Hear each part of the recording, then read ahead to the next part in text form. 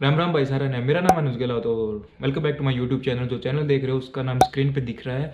आज की वीडियो के बारे में बात करेंगे, लेकिन पहले एक बार जल्दी से जाके इंट्रो देख लो।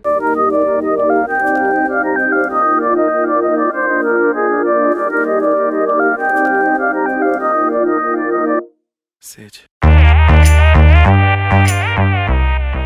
हाँ, अगर इंट्रो देख लिया तो चलो फिर अपनी वीडियो को आगे बढ़ाते हैं, बात करते हैं आज के टॉपिक के बारे में। लेकिन एक बार मैं अपने बारे में बता देता हूँ। मैं एक प्राइवेट पायलट होल्डर हूँ और मैं अपनी कमर्शियल पायलट ट्रेनिंग जोहान्सबर्ग से कर रहा हूँ। स्कूल का नाम, उसके नाम की मैंने वीडियो वगैरह बना रखी, मैं कहाँ से क्या कर रहा हूँ तो आप जाके वीडियोज में चेक कर सकते हो, ठीक है।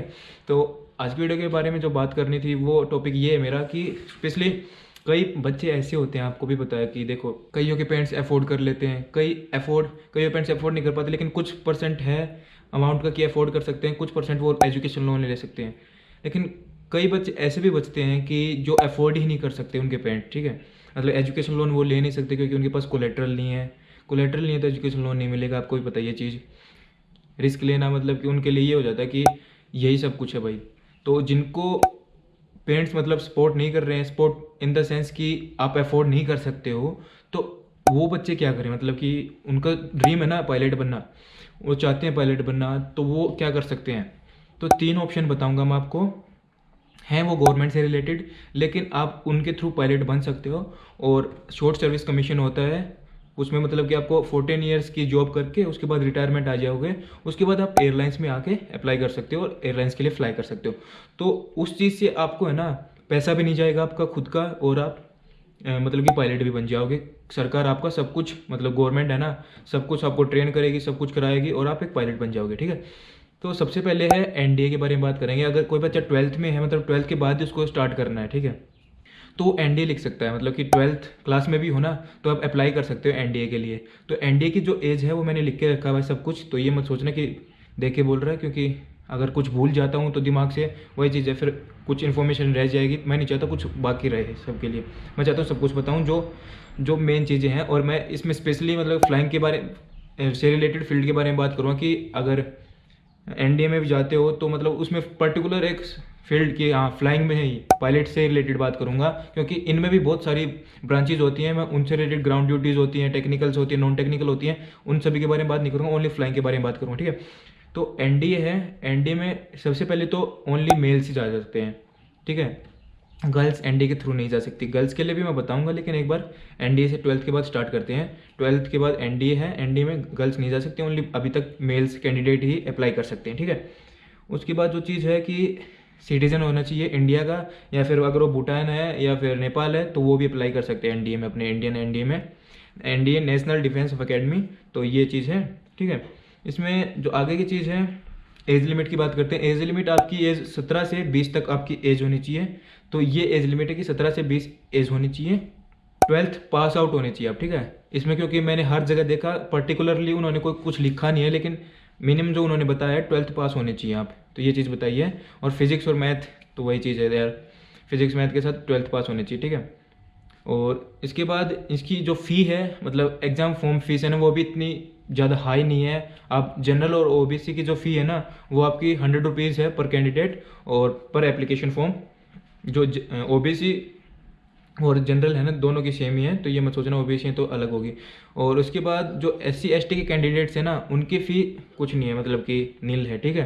तो आप एससी एसटी के कैंडिडेट हो तो आप अप्लाई कर सकते हो ऐसे ही और अपना ड्रीम कम टू कर सकते हो, ठीक है।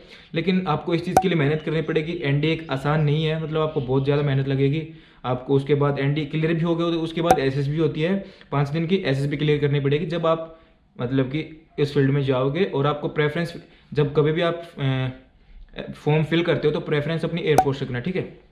तो ये चीज़ होगी एनडीए के बारे में। उसके बाद मान लो आपने 12th में उतने अच्छे नंबर नहीं आए, ठीक है, उसके बाद आप आए आगे, मतलब ग्रेजुएशन स्टार्ट कर दिया आपने, तो उनके लिए भी एक ऑप्शन है, तब भी आप हार मत मानो। और लड़कियां भी, मतलब ग्रेजुएशन करके लड़कियां पायलट बन सकती हैं गवर्नमेंट के थ्रू। और एक सीडीएस ऑप्शन हो गया दूसरा जो है, और जो थर्ड ऑप्शन है वो एएफ कैट है, ठीक है। सीडीएस में भी क्या है, सीडीएस में भी ग्रेजुएट होने चाहिए पहली बात तो। उसके बाद अगर कोई बैचलर ऑफ इंजीनियरिंग की है तो वो भी एलिजिबल है इसमें। तो सीडीएस की फुल फॉर्म बता देता हूँ, कंबाइंड डिफेंस सर्विस एग्जामिनेशन, ये सीडीएस की फुल फॉर्म होगी, ठीक है। इसमें एज, जो एज लिमिट है वो 90 to 23 ईयर्स है एज लिमिट, तो 19 to 23 एज लिमिट होगी इसमें। ग्रेजुएट होनी चाहिए और बैचलर ऑफ इंजीनियरिंग भी होगी, वो भी ठीक है। लेकिन और 12th में आपके ना फिजिक्स और मैथमेटिक्स होनी चाहिए, अगर पर्टिकुलर आपको फ्लाइंग ब्रांच में जाना है तो ये रिक्वायरमेंट है ही हर जगह कि आपको फ्लाइंग ब्रांच में जाना है तो फिजिक्स और मैथ्स 12th में होना चाहिए, ठीक है। उसके बाद जो हाइट इन्होंने सीडीएस में दी है मेल्स के लिए वो है 162.5 सेंटीमीटर, इतनी हाइट होनी चाहिए मिनिमम सीडीएस के लिए पर्टिकुलर। और जो फ़ी है वो सब कैंडिडेट्स के लिए इसमें सेम है, वो 200 रुपीज़ पर कैंडिडेट पर एप्लीकेशन है, ठीक है।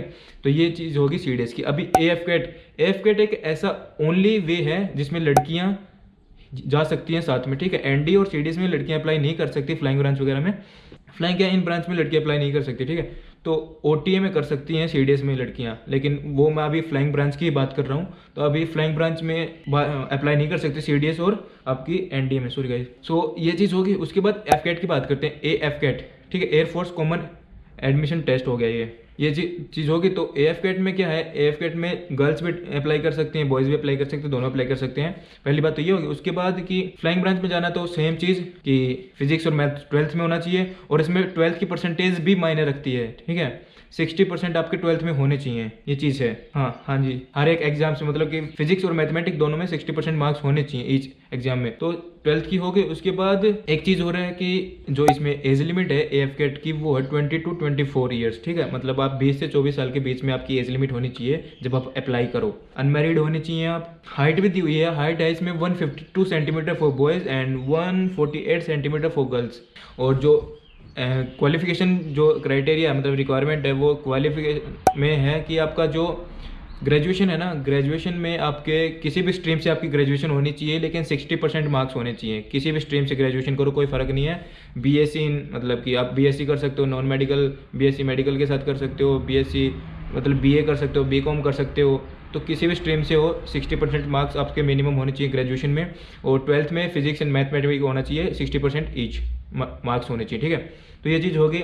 उसके बाद बैचलर ऑफ इंजीनियर और या फिर बीटेक हो तो भी सेम ही चीज़ अप्लाई होगी, 60% मार्क्स होने चाहिए आपके उनमें भी। और एक इसमें एनसीसी स्पेशल एंट्री भी होती है, एनसीसी स्पेशल एंट्री के थ्रू भी जा सकते हो। उसमें आपका NCC air wing senior division C certificate आपका इसमें मैंडेटरी है अगर एनसीसी एंट्री के थ्रू जाना चाहते हो तो फ्लाइंग ब्रांच में।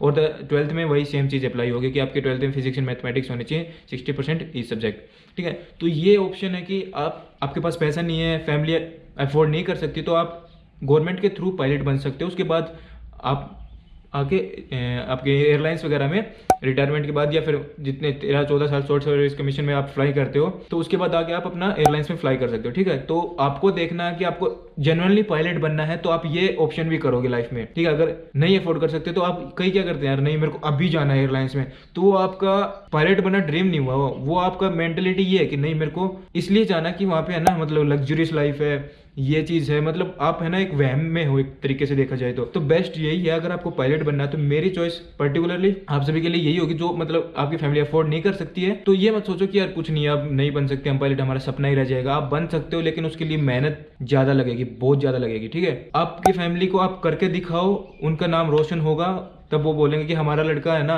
मतलब कि पैसे भी नहीं लगवाए, हमारे पास पैसे नहीं थे लेकिन फिर भी इसने अपना ड्रीम पूरा किया, अपने खुद से मेहनत की और आज देखो ये कहाँ पे है, ठीक है।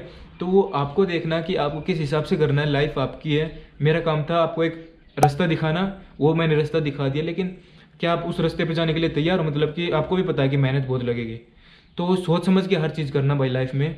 लाइफ एक ही बार मिलती है, बाद में रिग्रेट करते मत रह जाना कि काश मैं उस टाइम इस रास्ते पे जाके मैं ये कर लेता, ठीक है। तो वो चीज़ आपको देखनी है, मैंने बता दिया। और कुछ भी क्वेरी हो मेरे को नीचे कमेंट में करके बता सकते हो, डीएम कर सकते हो इंस्टाग्राम पे और मेरे को मैसेज कर सकते हो व्हाट्सएप पे, इसका नंबर आपको दिख रहा होगा यहाँ पे। कुछ भी दिक्कत हो मेरे को बताओ यार फ्रिक्वेंटली, ठीक है। कोई भी दिक्कत नहीं है, सबका रिप्लाई करता हूँ। और अगर अभी तक वीडियो देख रहे हो, वीडियो अच्छी लगी तो लाइक कर देना, और बहुत ज़्यादा अच्छी लगी हो तो चैनल को सब्सक्राइब भी कर देना, ठीक है। तो मिलते हैं नई वीडियो में, तब तक के लिए अपना ख्याल रखें, अपने माता पिता का ख्याल रखें क्योंकि वो आपका ख्याल रखते हैं। बाय बाय, टेक केयर, खुदा हाफिज़, वंदे मातरम, जय हिंद गाइस, बाय बाय।